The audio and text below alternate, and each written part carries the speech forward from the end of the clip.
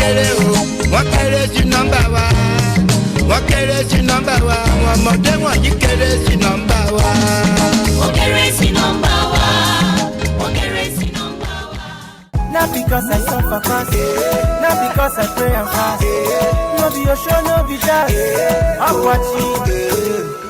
Daily, Osinachi, I'm no qua, Osinachi. One lemon, Osinachi, I'm watching. Daily, Osinachi, Mama, Osinachi.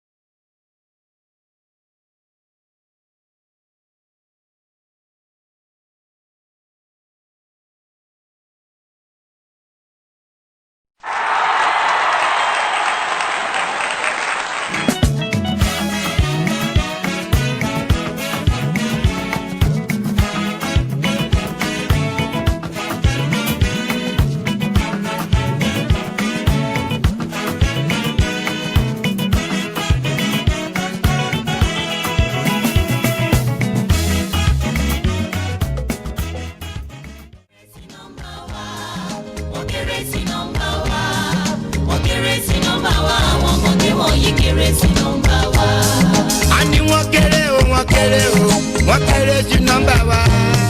Wọ́n kéré sí nọ́mbà wa, àwọn ọmọdé wọ̀nyí kéré sí nọ́mbà wa.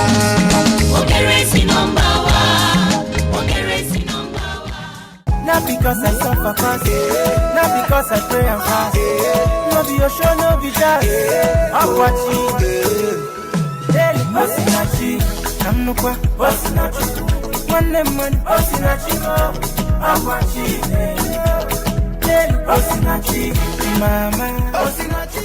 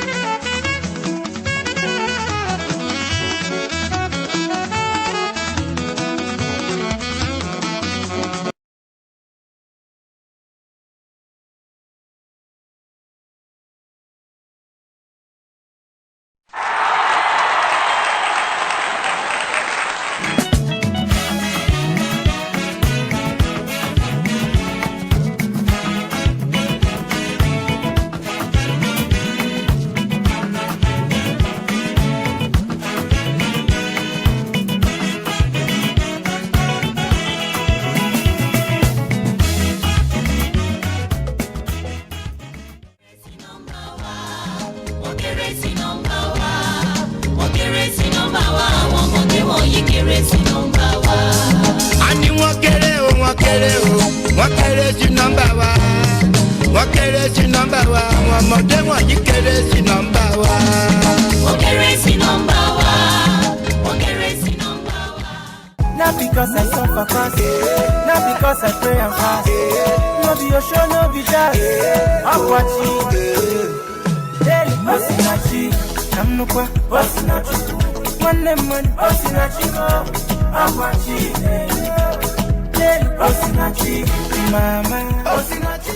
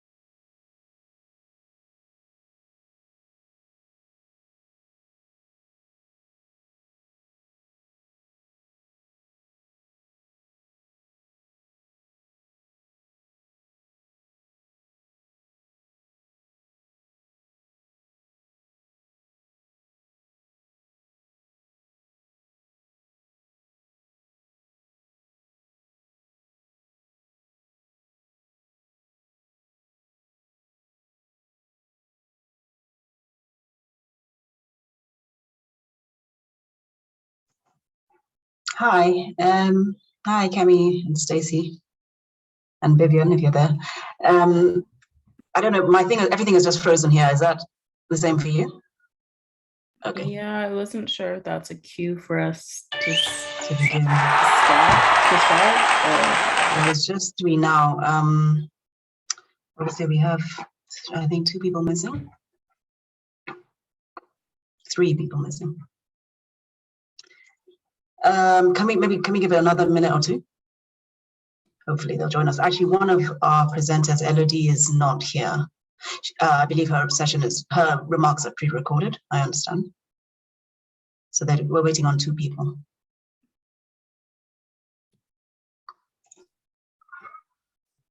Right.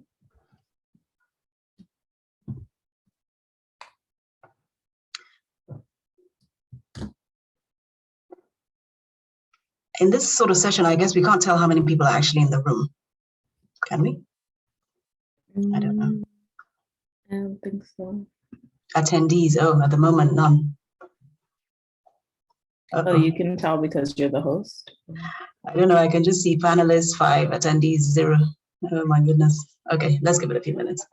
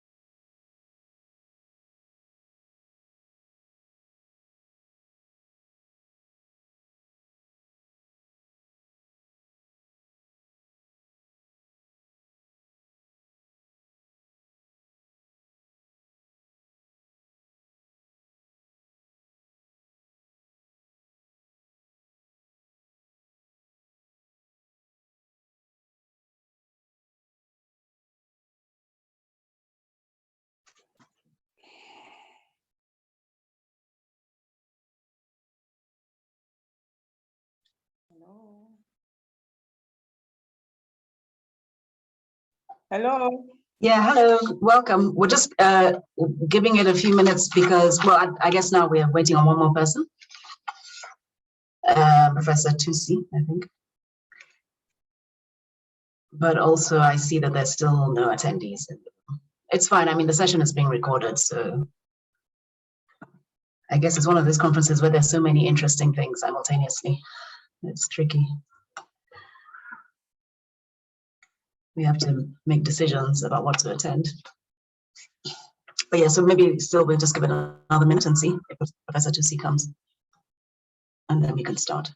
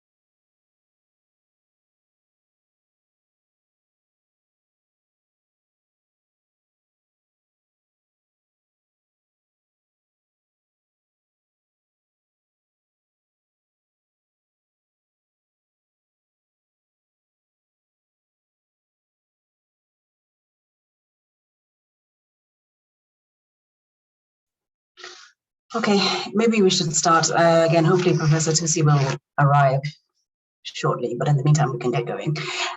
So I think our session is being recorded, so people can also catch up with it later. Okay, so hello everybody, welcome to this session of the Legal Studies Association. The session is one of the author meets reader sessions where we'll be discussing the book we'll be discussing the book Unmaking Migrants, Nigeria's Campaign to End Human Trafficking. Sorry, I should say a quick disclaimer that I have a dog here. So if there are any funny sounds, or if I'm looking down, that's what it is down here. But anyway, hopefully he won't insert himself in the conversation. Okay, so it's my real pleasure to be chairing this session today. My name is Simidele Dosekun. I'm an assistant professor in media and communications at the London School of Economics. My job here is really to facilitate the discussion, although I've read the book, found it extremely fascinating, very troubling, as I said to Stacey in the chat message a few minutes ago. So I have a lot of questions and comments myself. But yes, my role is to facilitate the conversation between you all. So let me start by welcoming you all, congratulating Stacey again on the publication of this excellent and very important work. And without further ado, I'll just introduce all the panelists and then we can get going with the conversation. So let me introduce Dr. Stacey Vanderhurst first, who is the author of the book that we are here to discuss. Stacey, I hope everybody doesn't mind. I'm just going to use first names. I know as Nigerians, we tend to have more protocol, but anyway, let's be slightly more democratic, perhaps. Okay, so Stacey is an assistant professor of women, gender, and sexuality studies at the University of Kansas. As I've already said, she's the author of the book that we are gathered here to discuss today, Unmaking Migrants, Nigeria's Campaign to End Human Trafficking, which is her first book. Our first, in alphabetical order, the speakers today are Dr. Elodie Apard. So Elodie was previously the director of the French Institute for Research in Nigeria from 2016 to 2020, and is now a research associate at Les Afriques dans le Monde, and also co-investigator of a project entitled Hidden Narratives on Transnational Organized Crime at Bristol University. Her research focuses on transnational movements and women's mobility, including migration linked to international prostitution from Nigeria, more specifically.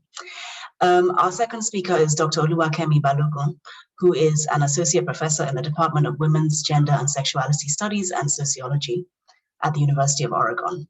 Kemi's work focuses on gender, globalization, nationalism, race, ethnicity, and migration. She's the author of Beauty Diplomacy, Embodying an Emerging Nation, which was published in 2020. Our next speaker is Dr. Precious Diagboya, who is a research associate at the French Institute for Research in Nigeria.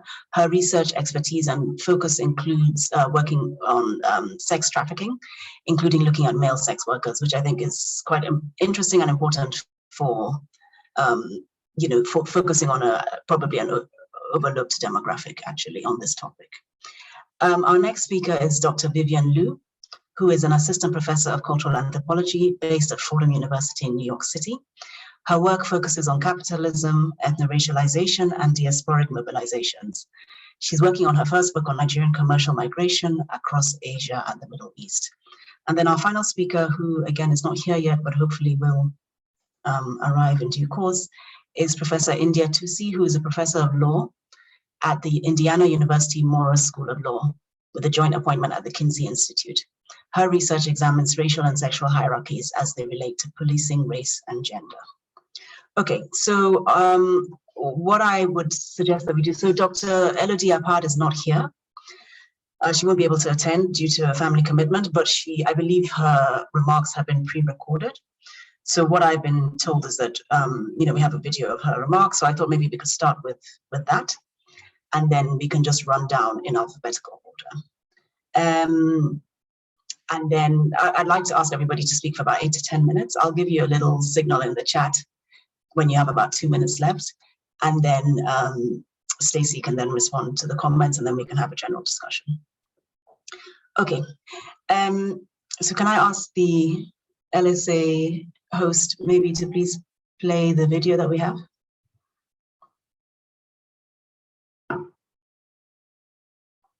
Assuming we do indeed have it.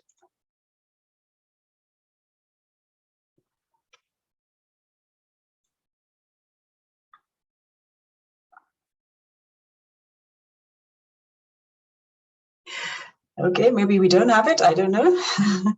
Elodie emailed me to say that she had pre-recorded, but I don't know, I don't have the recording. Okay, let's move on. Maybe again, hopefully we can come back to that. So if so, I'll maybe move on to Dr. Kemi Balogun, if you'd like to share your comments and remarks on the book. Yeah, I'd be happy to. I first want to start off with thanking Stacey just for writing an incredible book. It's especially nice to be able to comment on this because you commented on my own book last year, and seeing your own work and some of the synergies between our research was really interesting. So I really want to start with praising your work, especially your writing. It's such a beautifully and clearly written book. And so it was a pleasure to read. I also want to acknowledge that the book also does a really great job of being attentive to social and historical context, and also weaving together just ethnographic detail effortlessly. I especially it was great to see you write about a topic that, as you note, can be easily sensationalized and politicized towards multiple ends.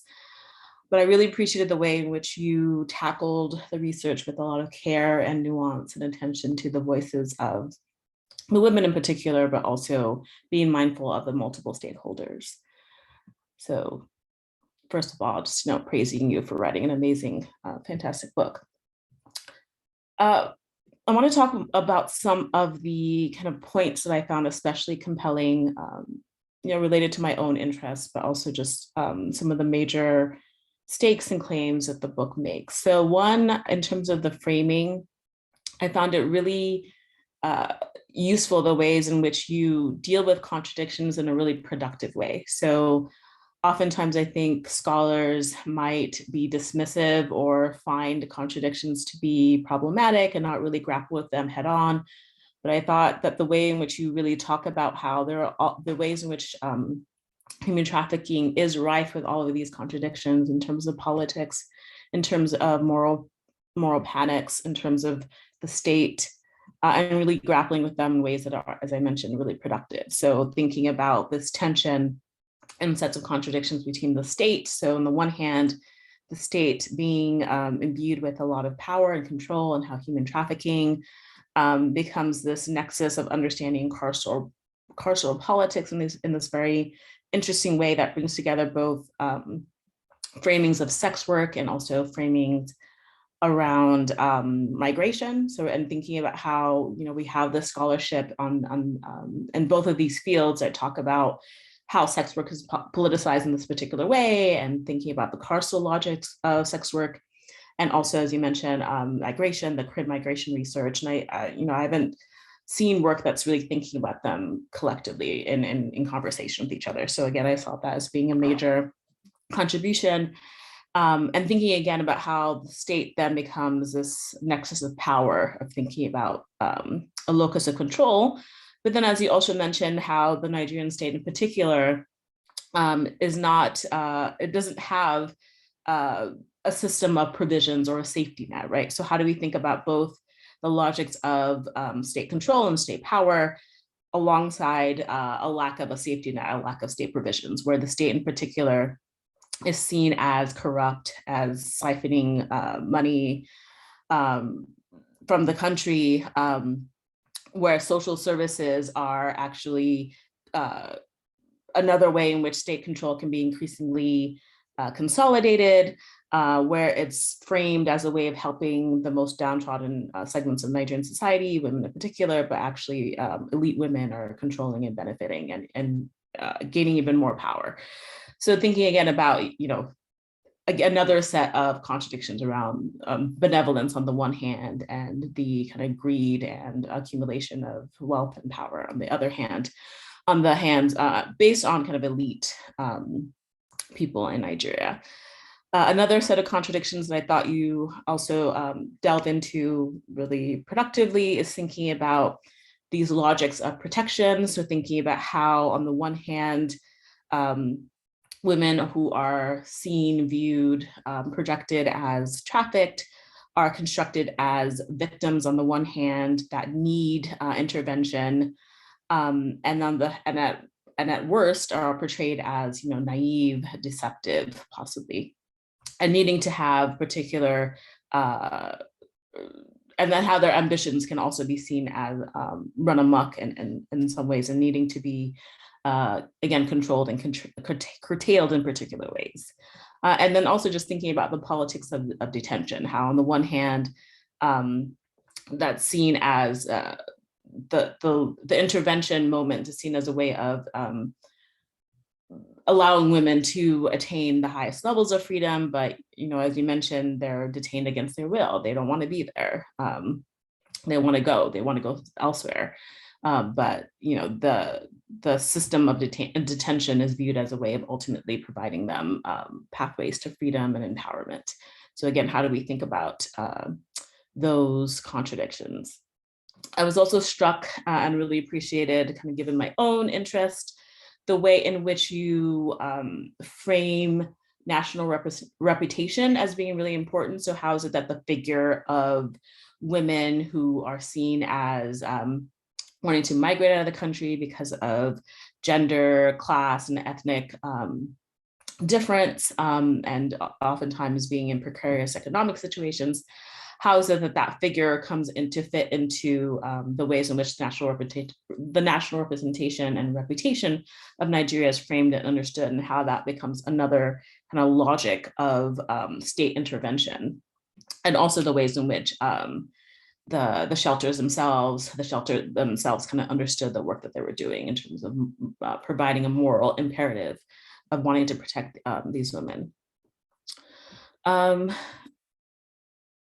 Let's see, how am I doing on time? Okay. Another point that I wanted to raise, kind of shifting more into questions that I wanted to ask. As I mentioned, I think this book is really generative and kind of made me think about a lot of different angles. One question that I did have was, I wanted to, I frame it in terms of scales, but I don't think that your framing is as kind of particular, not as strict as that. I think maybe you might think about them as different flows between kind of the international global context, and then the level of the state, and then what's happening, well, the level of the nation state, and then what's happening in terms of Edo State in particular. So kind of thinking about these different registers or scales or flows. I wanted you to talk, I wanted to hear more about how you might see the relationship between them.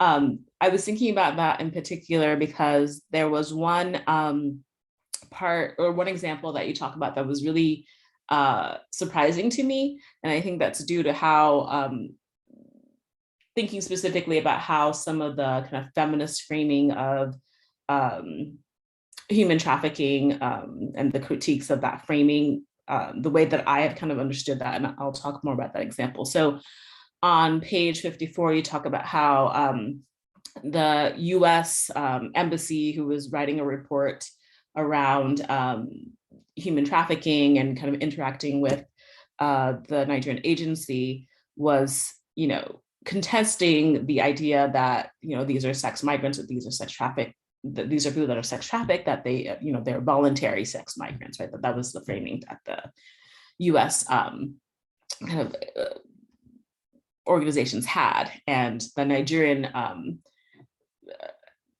policymakers, experts, members of the agencies were saying, oh no, these are trafficked women. And the reason why that was surprising to me is I think so much of the kind of international framing in terms of the critique of human trafficking talks about how it's oftentimes this US or kind of countries in the global north who have more hegemony over the framing of these international policies and protocols are intervening within countries in the global south and kind of saying, you need to do it the X, Y, and Z way. And there are ways in which you need to be more protective of these victims, right? And it's often seen as a very kind of interventionist, paternalistic intervention from the global north. But in this example, it was really like the Nigerian authorities and Nigerian people on the ground saying, oh no, these are women that need to be protected. So kind of thinking more about, my question was like, could you explain more of how that kind of troubles some of our assumptions or thinking about this in a kind of global international context? I think am I running low on time? Yeah. Yeah, you've gone over 10 minutes, but okay. I'm sorry. I'll end there. I have other questions that I can ask as the conversation unfolds, and I look forward to the conversation. Thank you. Yeah, thank you. I was going to say, I think since we're not a full panel, I think we do actually now have more time, so we can also be slightly more relaxed perhaps with time. But thank you for those remarks. Next is Dr. Precious Jagboya. Thank you so much for this opportunity. First of all, I would like to beg your indulgence. My network is not so strong so that I don't get cut off. So I have removed the video. Is that fine? Thank you so much, Stacey, for this wonderful book. I must start by commending you. When I first started reading the book, I didn't want to drop it. I was so engrossed. And I also admire the tenacity and so much work and details that you put into this book. I also admire the ethnographic style that you used. The work that spanned over 10 years is very commendable, So, and there's something else that really struck me. I was really impressed with Stacey's way of writing, passing across information without making the subject feel guilty, insulted, or feel bad, just describing the reality of what happens in Nigerian shelters. And this is a big credit I must give to this book.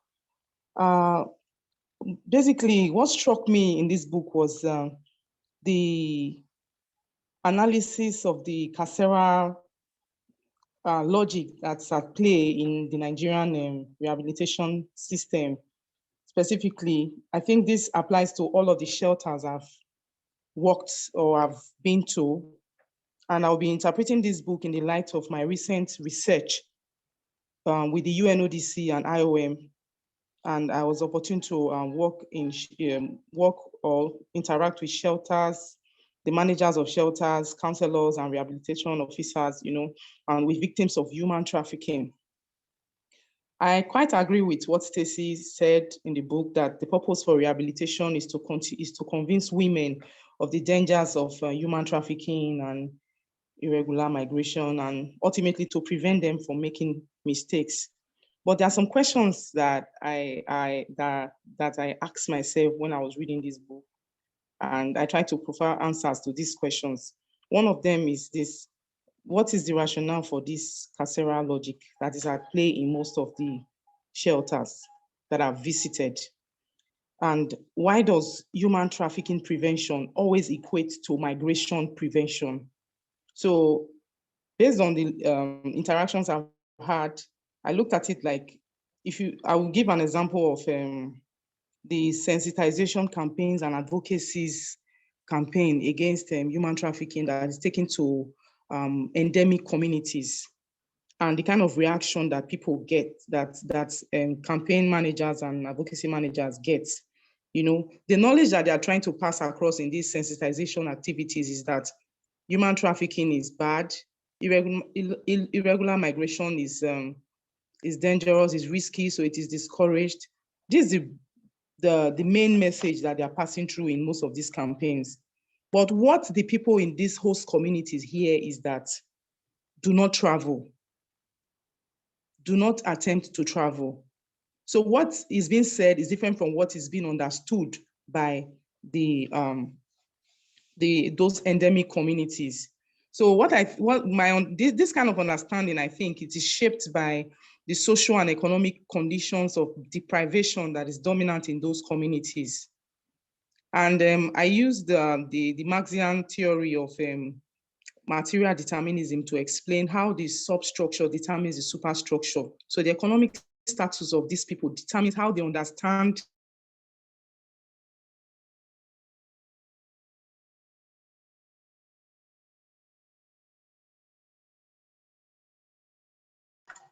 Hello, I think oh dear, we have a tech fail. Hopefully she'll come back. Sorry, I'm taking us to organizations against human trafficking, but I want to say said in our book. Hello, can you hear me? Sorry, you dropped off momentarily, but we can hear you now. Hello?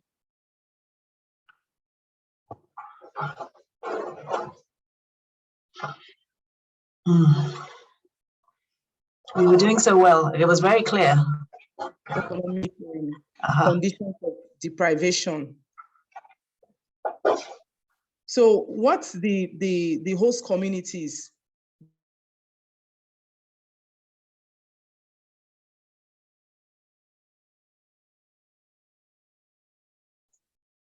These host communities are largely poor community sensitization. They are largely poor. They are not afford regular migration.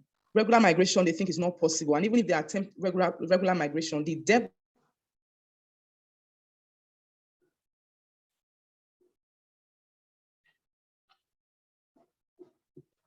that they will incur will be too expensive. Regulation or human trafficking. What in essence that they should not travel. So this is why the Nigerian system equates traffic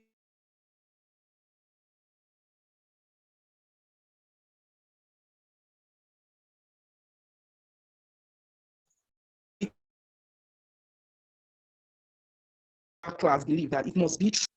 So on the other hand, anti-trafficking and the anti-trafficking sector in Nigeria, they know that the land route, the Libyan route, leads inevitably to sexual exploitation, kidnapping, enslavement, and even death. So I don't know if this makes sense to you, but I think this is what they have at the back of their mind, why they prevent these ladies from traveling by entrapping them in the shelters. So I also want to draw attention to Stacey's idea of how the shelters are run. In most of the shelters that I've visited between 2021 and in 2021, I found out that there's a politics of numbers in shelters. Most of these shelters prefer to hold back vulnerable persons, or they would like to call them victims of human trafficking. they like to hold them back so that they will have numbers, so that they will appear that they are working so hard. Because if you go to a shelter and you see just one person, they think it's not impressive enough. I'll give an example of the shelter I visited in, one of the shelters I visited in Enugu State. The shelter, I went to the shelter and I wanted to speak with victims of human trafficking. And they brought a whole lot of persons, ranging from underaged, a whole lot of children and girls. And after profiling them and talking to them, I found out that not one of them was a victim of human trafficking, but they were all in the inactive shelter. They were either victims of domestic violence or victims of gender-based violence and all that. So I told the supervisor of the shelter that what I'm looking for, I've not seen it, I'm not impressed. So she said, what are you looking for? I said, I'm looking for someone that was brought back from international travel, like someone that has been internationally trafficked. So she said, you didn't say that now. You said you needed victims. I said victims. I thought this native shelter was about, curbing human trafficking and all that. So they actually brought somebody. And I found out that this girl was not really a victim. She was merely intercepted. She has not been abused. She has not faced any kind of abuse that will make her to be held in the shelter. And most of the victims I've seen, they always talk about going home. And I saw that in Stacey's book too. They always want to say, like when I went on behalf of UNODC to the shelters, they thought I had so much powers and they were begging me, Madam, please help us beg these people, make them release us. So it's like, is it a prison? Then there was also one other lady that was telling me that they've not allowed her to speak with her family members for weeks and she has been there. And her mother has been trying to reach her and, so this whole idea of detention and imprisonment is just, it's like a norm. They don't see it. I think Stacey is able to see it because she's not affected by the blind spot or the blank spot, because most of the counselors and rehabilitation officers I've interacted with, when I ask them this, they'll tell me that it's for the good of the girls, that they have to be rehabilitated, they have to change their orientation and all that. Then also, one other thing I would like to add to this conversation is the fact that families are restricted from talking to some of these girls because the families are seen as the major perpetrators of human trafficking. Like they put pressure on their daughters to want to be trafficked. So when they are brought to the shelters, they are restricted from talking to their family members. And also there's this stigmatization that family members can also give to those that have failed migration experiences. So I will just talk little on, I'm about concluding. I'll just draw attention to one of the programs I was involved with recently. It was sponsored by the IOM, and it was more like a family-based psychosocial reintegration program where families of actual victims, not those fake victims, because some victims are not really victims, they are fake, but because of the politics of numbers, they are just in these shelters to show that the Nigerian anti-trafficking sector is working very well. So in this family-based psychosocial integration programs, families are invited and they are given, I want to call it a training or more like a capacity building on how to deal with their daughters who have attempted travel and failed, and how not to stigmatize them, how to show them love, how to make them to be better incorporated into the family and into society. So I'll end it there. I want to say thank you so much to Stacey and everybody on this panel. I look forward to the discussion. Great, thank you so much. Vivian? All right. Hi, everyone. Echoing what everyone has said, what a pleasure and honor to be in this panel today. I know I've met some of you in person at previous Lagos Studies conferences or the African Studies Association or somewhere, and others that, you know, I'm looking forward to meeting in person in the future. So I'm just really happy to be here and so excited to talk about this book. Like others have said, I think I'm just building on what has been said before, but it was really a pleasure to read, and raises really topics that are very difficult to write about in a very clear, matter of fact, but extremely careful way. And so I'm going to read my comments so I don't go over. Okay, so what happens when the people you're rescuing demand I want to go, or that they want to go? So this is a question that the book Unmaking Migrants raises that gets us to rethink the relationship between migration and sex work, protection and punishment, and individual agency and structural conditions. So preventing migration is often written about as a concern for countries of the West or the global North. So like American or European state attempts to police borders through detention, deportation, and deliberately routing migrants from the global South to their deaths in extreme environments like deserts or oceans. But this book offers a striking parallel state effort at migration prevention, but one from a migration origin country run by the Nigerian government.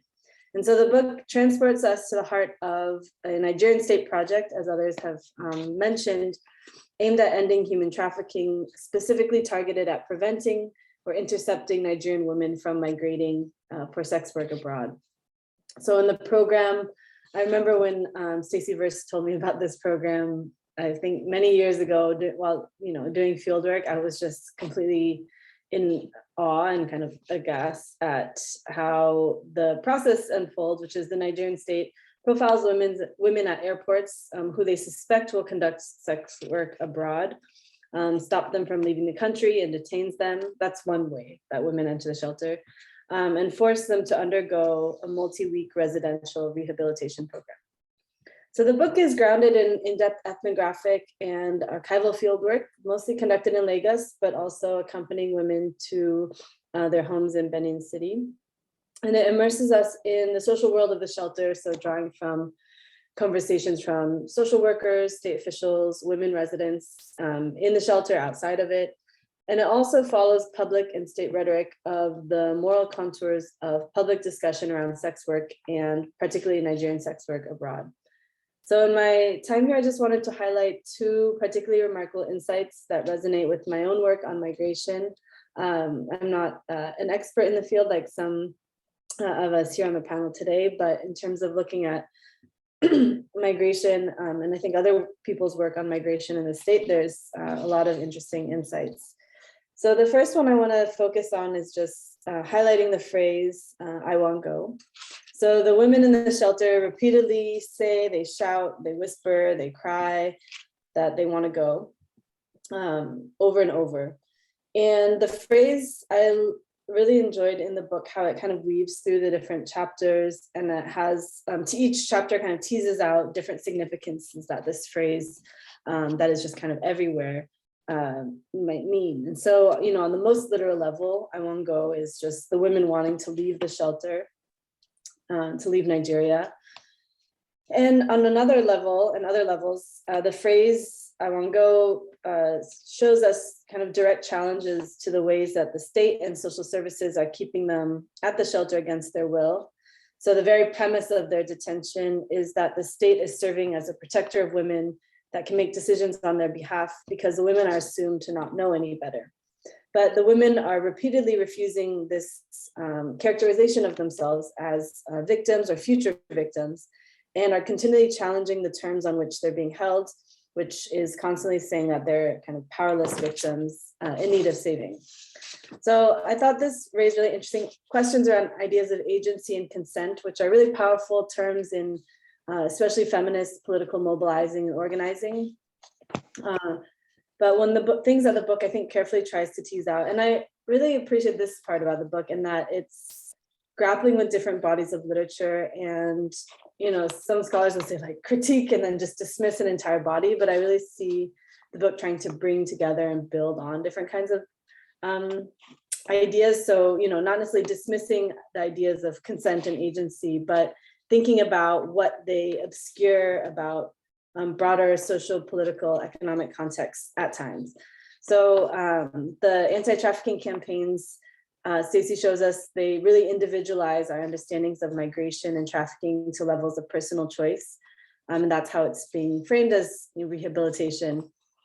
And some of the job training programs we see in terms of like hair braiding, which is pretty unsatisfactory and insufficient for a lot of the women who are there. And so we also see through some of the billboards and ads and campaign materials about how they admonish women for supposedly making these shameful choices, and place blame on individuals' choices to migrate rather than interrogating the structural conditions that shape these choices. And so I thought there was a really interesting kind of table. Let me see if I can share my screen with us. I just wrote it out from the book. I think that's it. That is, oh, I think, can you see this? Yeah, so it was just mapping out, the book maps out how anti-trafficking interventions reframe kind of structural political questions to individualize moral ones. And so you see kind of this list of competing claims where if you're kind of on this risk adverse or admonishing or see this as an individual choice, you would say, a lot of people die on this route, you belong in Nigeria, you want too much, your migration could fail, you should consider the risks. Versus on this side, kind of what she heard a lot of women describing for themselves in terms of different claims and arguments are thinking about migration as an opportunity, or those who overcame, those who made it overcame challenges. I belong in the world at large. I want more. I must at least try. And there's nothing to do except face them. So I really appreciate this kind of discursive analysis of sex work prevention and the claims made by women to think about how sex work is part of a broader field of migrant labor in general. And then lastly, the second thing I wanted to point attention to is just a really gripping and thoughtful epilogue at the end of the book, which I think really makes getting to the whole book and to the end of the book really worthwhile as well. The epilogue is an intertwined account of Vanderhurst's own migration and visa document journey in Nigeria. I can stop sharing this. As a white American woman, which is contrasted with her Nigerian women interlocutors. And so I thought this was really thoughtfully linked together to think about these experiences and the contrast experiences in relation to broader feminist literature on states and borders. And so this point really shows us how modern nationalism is really bound to gender definitions of citizenry, where women's bodies are symbolic sites of policing national honor, and race, gender, and nationality are intertwined. And there's a really interesting poster too from the book. Oh no, I think it has my face blurring. Oh wait, oh there, kind of. But it's kind of about women, it's an ad to women saying like, you should be good ambassadors when you go abroad. They say, I think kind of shaming women who are thinking of engaging in sex work. And so just, yeah, the very last points I'll make are that thing that's really interesting, examining this as a kind of moral panic. There's a quote that, actually I might just type into the chat and put in the chat just to share. But lastly, thinking about the Nigerian state project on its own terms, the book shows us how gender and women's bodies are policed not only as sites of social morality, but sites of national borders themselves. And policing women's bodies becomes a way of symbolically controlling Nigeria's global image. And the book, it kind of ends using the term deviant mobility to describe the movements of, quote, already marginalized people around the world, manifested by impossible bureaucracies, harassment at borders, and lauded anti-trafficking schemes. And so I think that idea of deviant mobility is an interesting and useful way to think about migrant activities that are may be illegal, but may actually not be illegal, but they're seen to symbolically threaten the modern nation state. So that was just a few things that I was taking away, and I'm really looking forward to the discussion on this. And I guess in terms of any questions I had were mostly just future oriented, just thinking about what do you think the future of some of these programs might be, as well as some of the future work that you are currently undertaking. Thank you. Thank you very much. I wonder if I can abuse my position as chair and in the absence of two of our speakers to also throw in a few comments and questions. Is that fine? I mean, they're just very brief. It's just things that have occurred to me when I read the book, but also, you know, as other panelists have been speaking. So firstly, very much like everybody has already said, you know, I would really want to echo the congratulations to Stacey for so many different aspects of the work. You know, as Precious said, the 10 years worth of work of, you know, that sort of ethnographic embeddedness in this space and in that particular parastatal and in the shelter and so on, you know, it's really impressive and important. And so one thing that I was interested in hearing more about was just more about the, I suppose maybe even just like the access, how you got access to that space, how you kind of maintain those relationships.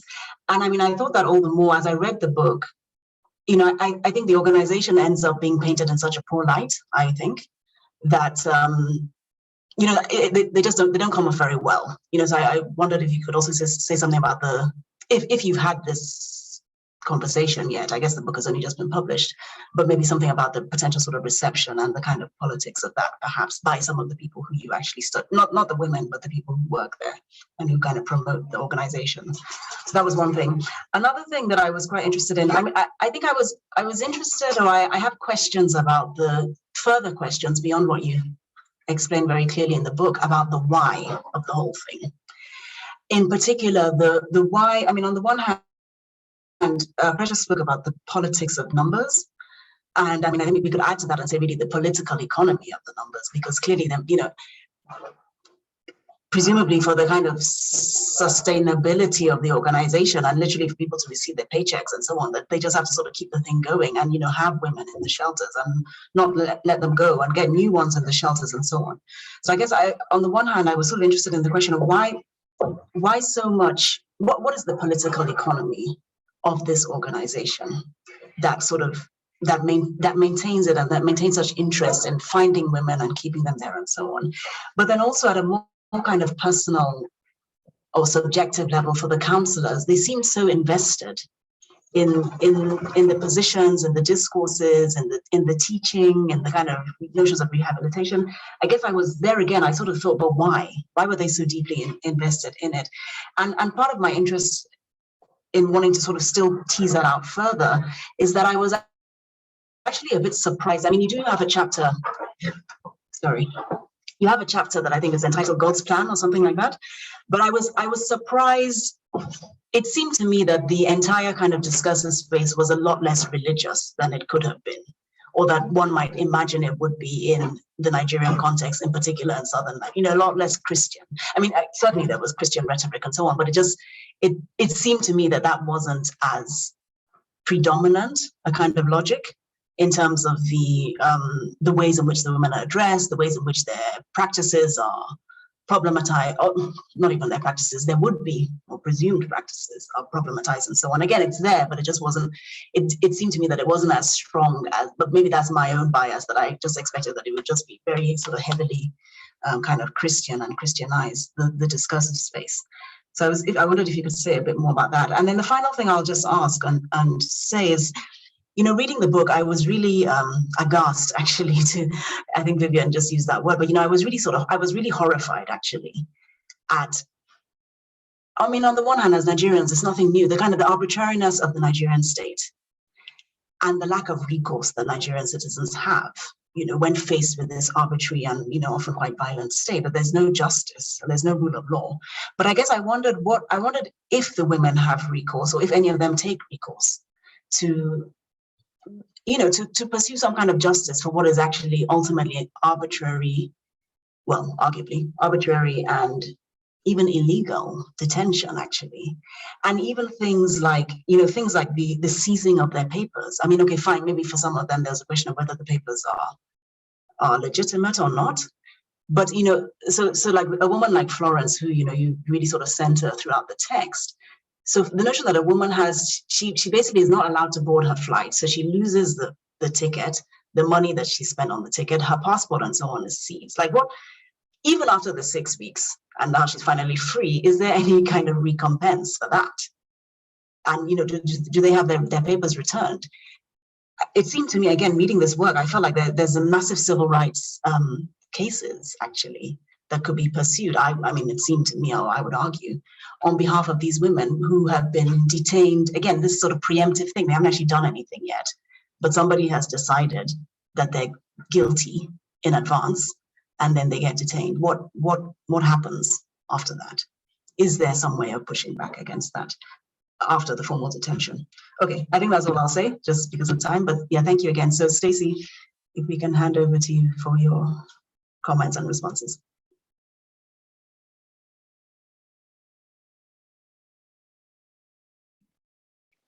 And of course, just as that happens, everyone's frozen on my screen. Can you hear me okay? Great. First, let me thank everyone so much for joining this panel. It's an incredibly generous thing to not only give your time to read the book so closely, but then also to prepare these really kind and helpful and interesting remarks. I'm so thrilled that these are the names that showed up in Sahid's emails several weeks ago, and I'm so happy to be a part of this conversation. I want to respond to like each point, of course, individually, and I certainly won't be able to do that. So I guess maybe pipe in, especially in the chat, if you see things connecting that we can bring this conversation like all together. I think that there's a lot of overlap in the points that you've brought up. Maybe I'll start with Kemi's question.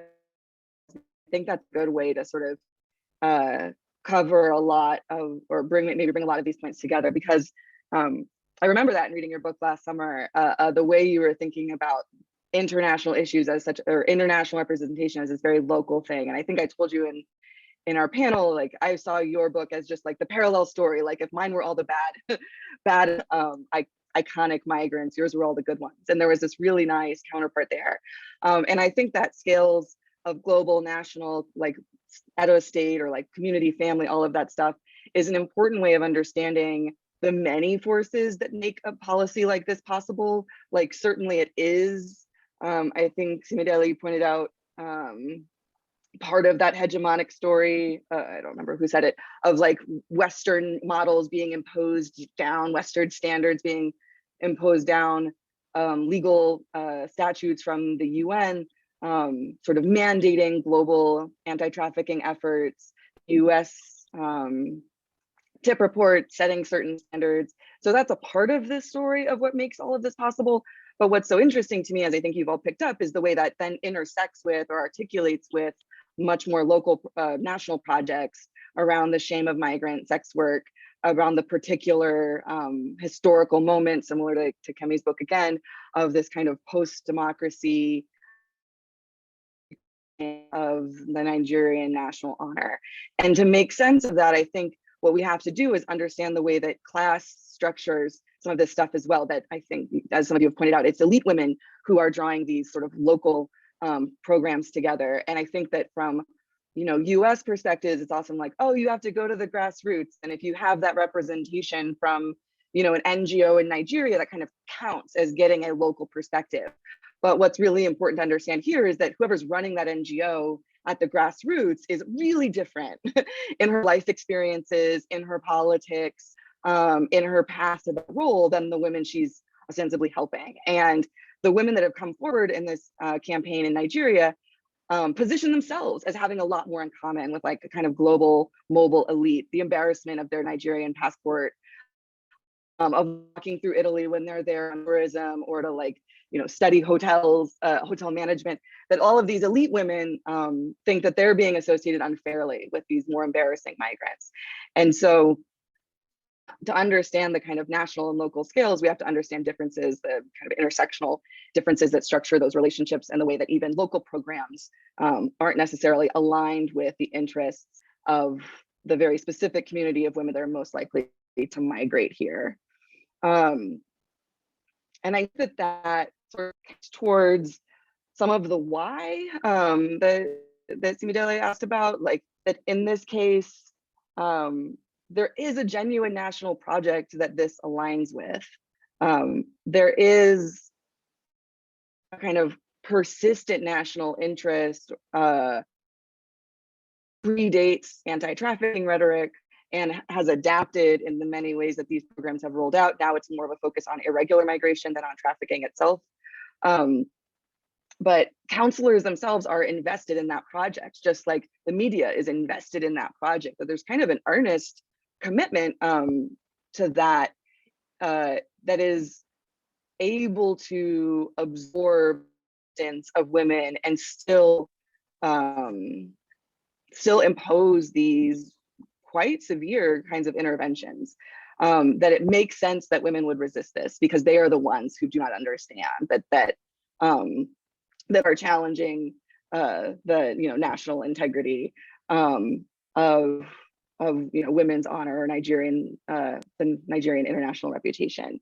So I think that one of the challenges that I have, and maybe this gets to your point, Smedele, about the reception of the book, is I never wanted to write like a straight expose, like here's the horrible thing that's going on here, because I found that from the top down, like the administrators within NAPTIP, the NGO collaborators, and the counselors themselves, like I mean, I guess whoever like presents themselves as a bad guy, but like they were sincerely committed to this work, and I had every reason to take them seriously when they described how important it was to them and the sacrifices that they made personally to pursue these projects. And they often were critical of it as well. Like they knew that they weren't always getting, to Precious's point, the right kinds of victims in their shelters. They knew that this was kind of complicated, but they thought that they were ultimately doing good work, that they were helping these women, and that the resistance women provided only further kind of proved how they needed to be, that social workers should be lauded persisting in that kind of counseling when women themselves make it so difficult, when the migrant women themselves make it so difficult. And in my writing, I wanted to be fair, and like that's just a matter of fact that I observed that kind of earnestness there. But I also think that the critique is misdirected if we understand it only as, these social workers on the ground level being somehow, classist or sexist or all the things. And those things are there, but it's by no means the fault of those individuals either. And so to try to represent their commitments and characterize these programs as, yes, being, extremely problematic, violent, possibly illegal, but also perfectly sensible within the global apparatus that we've created. That kind of carceral framework makes all of this stuff so mundane, even in the US TIP report that postures as the mechanism by which we can identify programs that have gone wrong. So the US Trafficking in Persons report, evaluates every country in the world on how well they're doing to fight trafficking. And they observe themselves in these shelters, just like Precious said, it's not difficult to walk in there and figure out that these women are being detained against their will. It's everywhere in conversations with them. But that was never disqualifying when NAPTIP was receiving high evaluations in the TIP report. And they've not really taken direct action against it either. And that's in part because this stuff is relatively common around the world and just made thinkable because of the way these carceral logics travel, the way the kind of paternalist framework of human trafficking suggests that these women are, such victims that we wouldn't even need to listen to them because of, there's some implicit idea that they've just been brainwashed, or they just, that they've subjected themselves to something. And I'll say that women joked with me all the time, not just in the shelter, but outside of it, that they want to be trafficked, that when trafficking becomes a language to talk about illicit migration into sex work, plenty of women are interested in doing that. That's why these flows are persistent.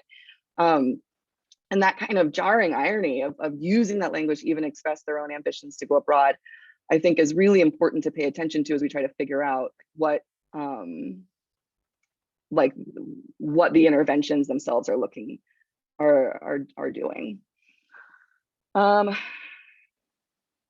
Yeah. I'll say in regards to the question about the Christian elements of it, I think that too was very surprising to me, that there was a lot of religion and Christianity present in these spaces, but not in a kind of strict, moral, the moralism was there, but it wasn't about, having sex outside of marriage is wrong, or God wants you to stay with your family or anything like that. But there was a much more sophisticated kind of interrogation of life plans and life ambitions. And I took that to be specific to the kind of moment that these women were intercepted, that they hadn't yet committed to this path, or they hadn't yet experienced sex work or sort of identified that way. And so there was a kind of generosity of spirit in saying like that these choices are still ahead of you. And so it was more about the choices that the women could make for themselves rather than condemning their pasts wholesale. And I think, again, that speaks to like the kind of earnestness and the sophistication of counselors to really try to relate to women where they could, and not just as naysayers. And I think that comes back to these questions about the politics of numbers, which I think cross-cut a lot of the talks. Absolutely, the mandate to have bodies in that shelter is real. It determines, of course, funding within the government agency, but also the way those reports are written by the US State Department. It's so important to have bodies in the shelter. But parallel to that, I would say, I sort of expected that they would just be left there. Like that it's very easy to imagine like collecting those bodies, eating them, and then just sort of leaving them. And what was surprising to me when I first started spending time there was the intense counseling and rehabilitation. And it wasn't constant. It was still sort of dependent on a lot of other flows of interest and the different kinds of victims that were passing through. But it was the ones who hadn't experienced exploitation that were considered most in need of rehabilitation because they wouldn't have been sobered to the realities of trafficking yet. It was the ones who had been traumatized, at least in the eyes of the counselors, that really didn't need rehabilitation because they knew what was ahead of them. And that, I think, reveals a lot about what can't be accounted for by just a politics of numbers. That there was a real disciplinary project beyond the kind of brute detention of these bodies. That there was an effort to work on, women's ambitions, women's sense of belonging and nation and citizenship, and what it means to change her path back to one that would be more local and really to lower what she wants for herself in life.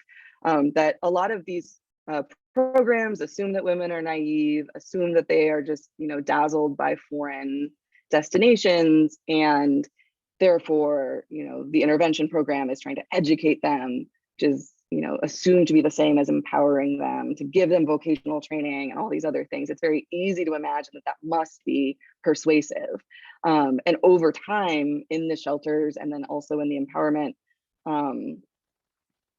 programs that would follow for some women, for select women, it was very easy to observe, like in mundane ways, why those were not persuasive at all. That of course, half the women had been trained as hairdressers before deciding to go abroad.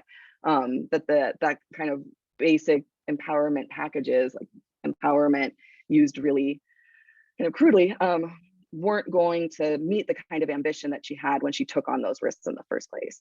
And so telling her that it should be good enough is less about teaching her about how much you can make braiding hair, and it's more about saying what kind of life she ought to aspire to for both her family and everyone else. Yeah, I guess maybe that's a good transition to Vivian's question about the future of these programs. I'm really excited. I'm on a Fulbright next year to go back to Lagos. So I hope to have a better answer for what's going on there soon. But I think that one of the reasons I landed on human trafficking interventions for this project is that it was like the only place that activity was happening around illegal migration or undocumented migration on the Nigeria side of things. Like I knew I wanted to be looking from a migrant sending community at like policies and programs or something, and trafficking it. And that's really evolved in the 15 years since I've been going to Nigeria, that now there's a lot more organized effort around undocumented migration. And I think that those programs have evolved very closely from the same messages that that you've been reading about around trafficking. So I'm interested to see how that disciplinary project remains and the empowerment logics remain without necessarily the same access justifications for detention. That ironically, it's victims who really can merit detention with the human trafficking logic, and potential undocumented migrants without that and aren't typically detained in the same way in a place like Benin City.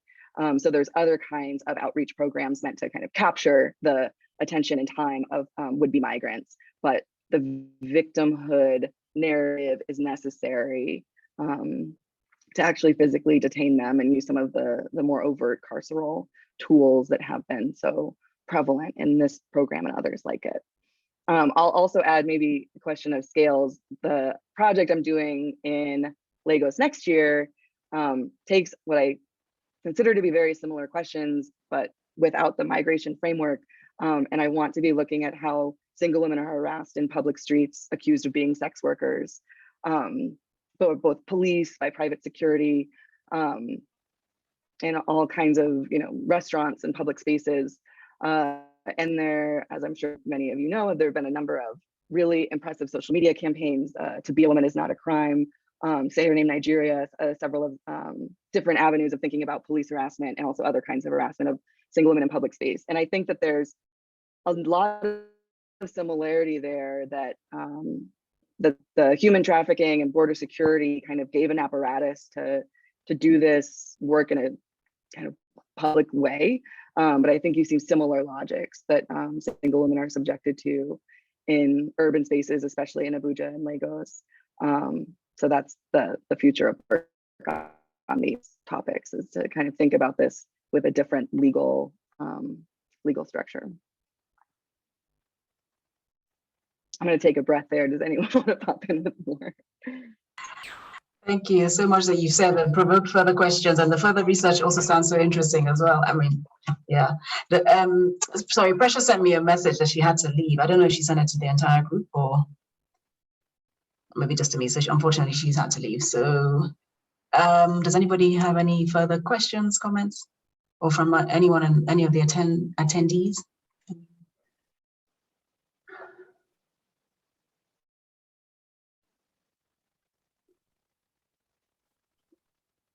Anyone? I have some, but I don't want to take advantage of my position.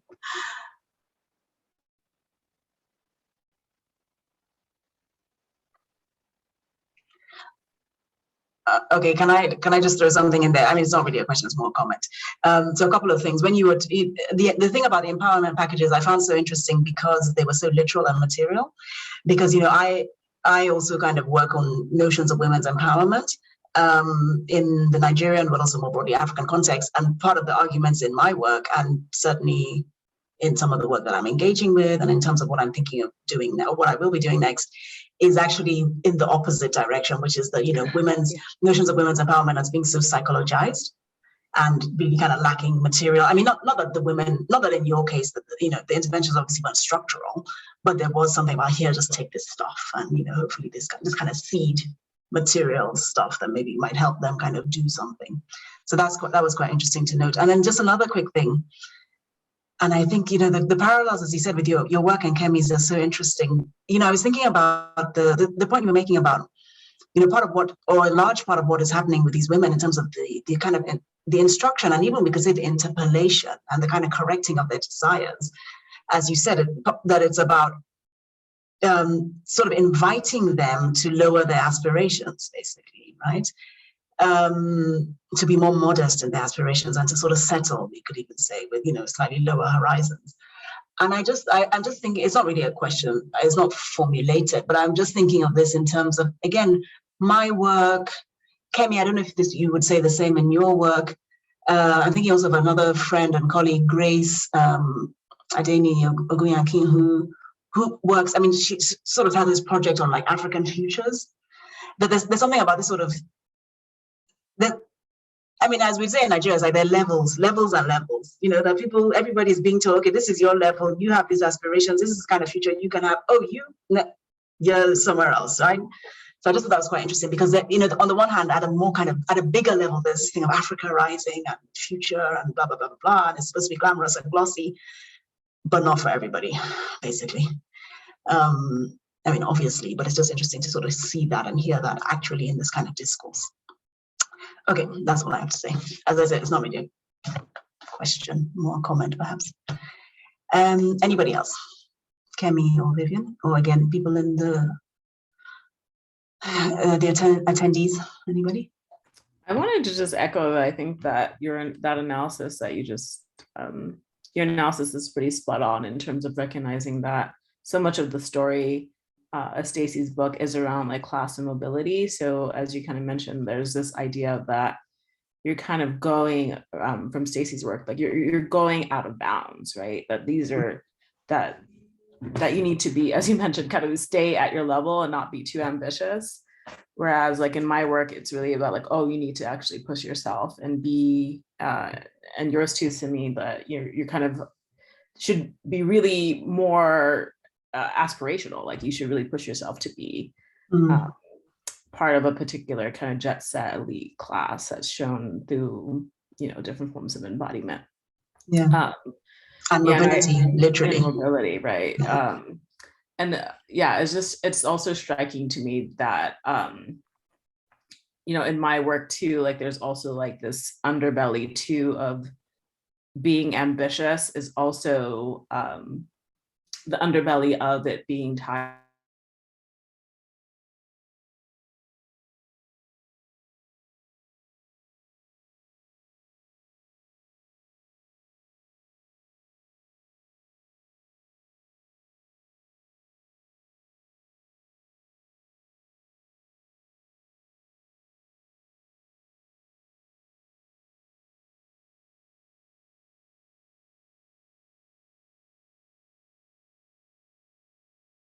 for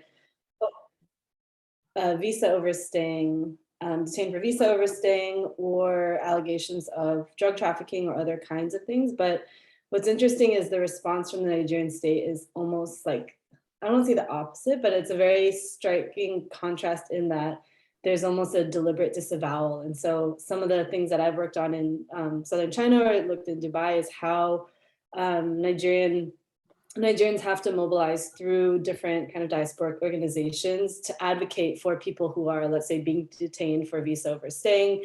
They will collectively pull together money to pay for tickets to fly home, right? But constantly are appealing to the Nigerian state to help out. And that's been a really, it seems like a point of kind of clear trying to disavow or kind of disappear that problem by not even responding. But in this case, what's interesting, right? So on the one hand, you have kind of young men abroad who are kind of being left. And then in this case, women who are just, again, like it really sticks out to me. And I think I'm really looking for it. I know I've come across your work at conferences, Kemi, and looking forward to reading the book, as well as Simi Dele's your work as well, but thinking about, and Precious, although I think, yeah, she's dropped off, but really thinking about that kind of the symbolism, like how women become so publicly symbolic.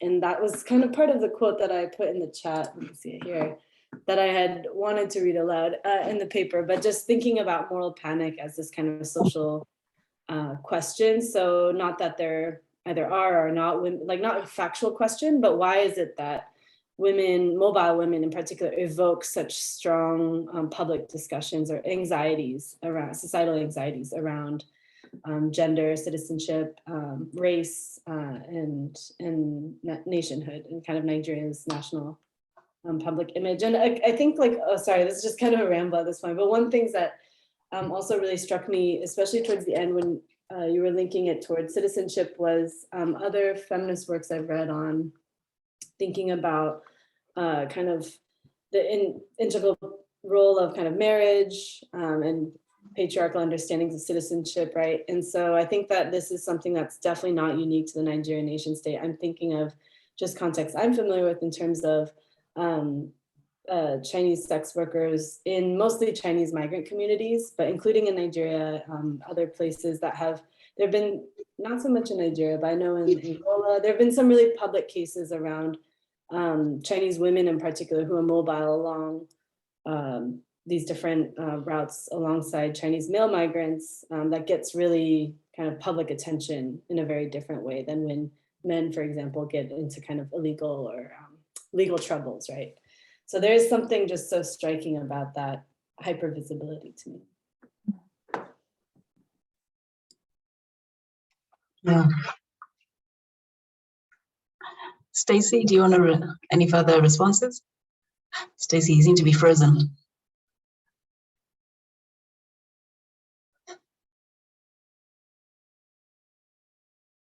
Like rerouted, women can be just pure victims, like that they would be entirely. Sorry, Stacey, you're breaking up. I wonder if, could you maybe turn off your video? I don't know if that might make a difference.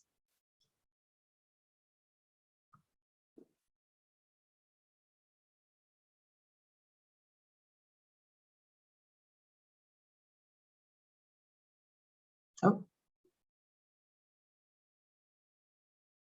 Hi, Stacey, are you there?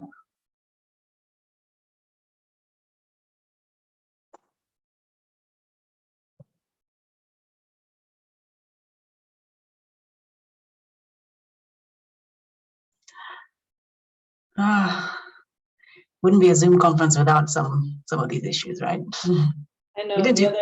I was chairing a panel yesterday that was kind of like this one. I think one or two people had kind of dropped, so it allowed us extra time because there were a lot of issues from like multiple angles. But well, the time period is long enough that it kind of gives us some cushion. But, yeah, I mean, we haven't done too badly, I think, relatively speaking. Okay, maybe. Hi, are you there? Oh, yeah. Yeah, sorry. Yeah, sorry, we couldn't hear you. Yeah, I was saying something about the contrast between women and men. Like it's not like globally, I think that would be repeated, that male migrants are just very rarely thought about in terms of exploitation and their vulnerability, whereas women migrants are thought about exclusively in those terms. And the idea that male migrants are almost entirely agentic and responsible for their own suffering, and women can be treated in this entirely different way is pretty persistent pattern. I also wanted to comment that the kind of ambition similarities that Simidele and Kemi were pointing out, I think that's exactly what's going on here, is that the women that I'm working with, the migrant women, do exist in those same cultural worlds where they're striving better, and that it's just this kind of, it's why that less for yourself feels so out of place, and therefore must be, it needs to be explained through all these other ways, that it's kind of the exception, that this is, culturally such, ambition is so prized in so many different spaces of Nigerian life, and then to tell these particular women, like, except for you, not that level, is really striking. Yeah. I had a question, just sorry, I think I might have, I'm not sure if my internet cut out when you were explaining, Stacey, but for your like the next year, your work, you're looking at mostly based in Lagos, kind of the policing of women, young women's kind of young single women's bodies in urban public space in Nigeria. Is that what I heard correctly? Yeah, I'm interested in this idea of sexual suspicion and how it plays out both culturally and politically. And I think that there's all kinds of ties, but it's legal movement and more about like Me Too, other like all of reclaiming women's Nigerian.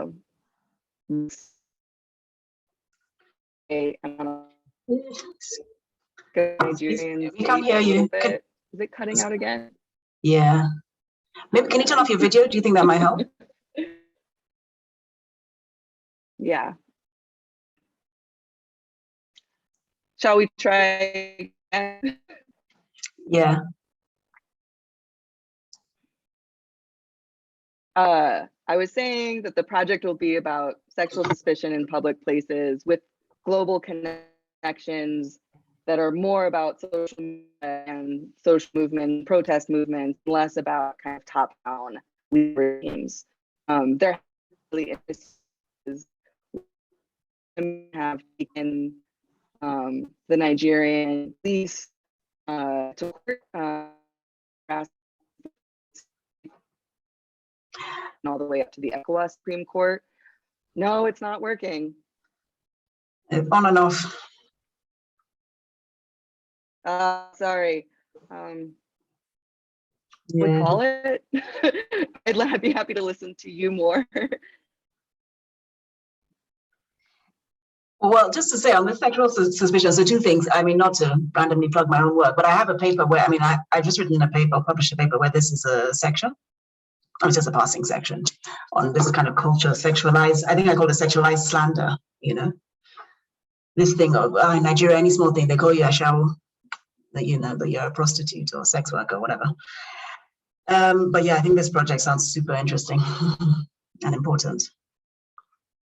Yeah, I was gonna mention, I think some of Halima Samotan's work talks about this in the context of like housing and urban cities, but and also gives a historical context for this. Yeah, I know something when I was at the University of Lagos, just as a PhD student and living in the PhD student dorms, I remember the women PhD students sometimes would talk about and joke about the kind of stereotype of like Unilag girls, like runs girls, and young women, particularly kind of teens, early 20s, and like, I didn't think about in terms of frames of sexual suspicion or sexual slander, right? But it is thinking of that kind of suspicion that's attached to young women who are mobile across the city, right? In different ways, and how that gets attached onto particular people. Yeah. I haven't seen Halimat's work on relating to gender and urban space and housing, so that should be interesting to look at.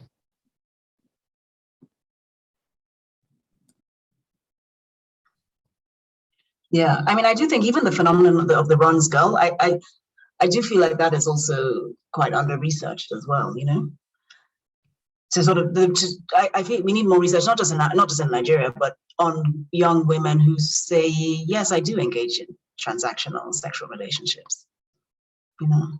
Because I think more often than not, it's like, this is like a spectral figure that just kind of haunts other young women. Whereas, which is important to sort of think about that and study that, but also I think we also just could do with some more direct research on kind of self-identifying young girls who say, yes, I engage in this practice. And these are the reasons why.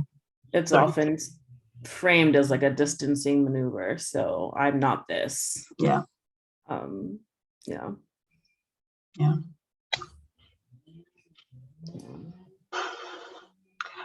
Okay, I don't, Stacey, I don't know if you're there. I am. I just trying to limit outputs to save network. Okay. Are you in Nigeria? No, I was going to be, but I've just stopped in the UK instead since we went virtual, but I'm at a hotel with poor Wi-Fi, apparently. Yes, sorry. So when are you in Nigeria for this next project? September to June. Okay. So maybe for the next LSA, we could all be in person. I sure hope so. Yeah. Well, I'm gonna look me up if you'll be making the trip. Sorry? Please look me up if you'll be making the trip at any time. Yeah, I was about to say, I have research leave for the first time in my career. I'm so excited. I'm like counting down the hours, but I'm going to be in Nigeria from July until December. Fantastic. In Lagos. So I'll send you an email. So maybe we can link up. Yes, that'd be great. There's a small chance I might come December, January. All right. I don't have any concrete plans as of yet, but gotta make my way back at some point. Yeah. Okay, and I feel like we should do a panel in the future on women's empowerment. Not directly, but like, competing kind of visions and levels of empowerment. Don't be too empowered. Oh, we have a question. Someone says, what do you think about the recent case of the ex-Nigerian Senate president? Oh, is that the case about the organs? Is that what you're referring to? Trafficking for organs? Yeah, are people familiar with this? It's just in the last few days, I think. No, I'm not familiar. Hi. Hi, good afternoon. So I just wanted to know what you think about it. It's been such an interactive section, by the way. Thank you. Yeah. Can you tell us about the case? Not, a lot is still unraveling about the case. It's still very new, and they're still, making investigations. So we're not really sure what exactly happened, but it's related to this topic. So I was just thinking, maybe you may want to look at it in the future. I don't know. Yeah, well, I think people don't know what it is at all. But I mean, I know it says in the UK, basically this man and his wife, I think, have been arrested in the UK for alleged trafficking of a teenager from Nigeria to the UK for organ harvesting. But what is not clear to me so far is whether the allegation is that they wanted to take this person's organs for medical reasons or whether it's juju. I don't know what the allegation is. When I read the thing, I assumed it was juju. But then yesterday somebody was telling me no, it's because somebody needed a kidney donation. I don't know. Yeah. So his daughter is in the hospital and she needs kidney transplant, and okay. They needed a donor and all of that. Yeah. So, but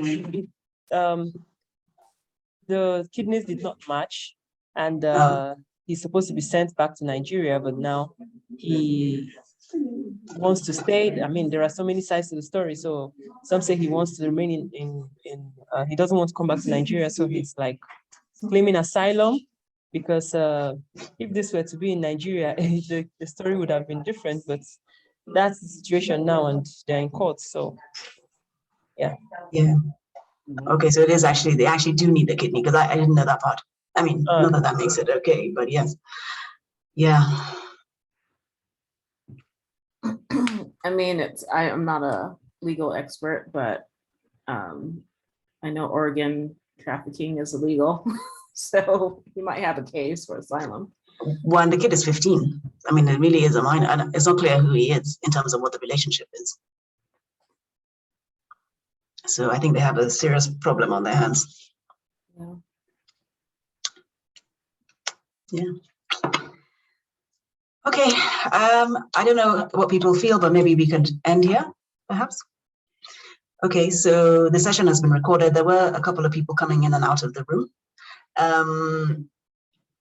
But yeah, thank you all so much for a really engaging conversation. Thank you again, Stacey, for this really excellent book, really thought-provoking, really important. And I hope that it's very widely read and engaged with and responded to properly and progressively in Nigeria and elsewhere.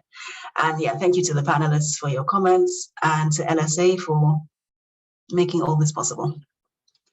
Yeah, thank you. Yeah, thank you. For being such a great chair.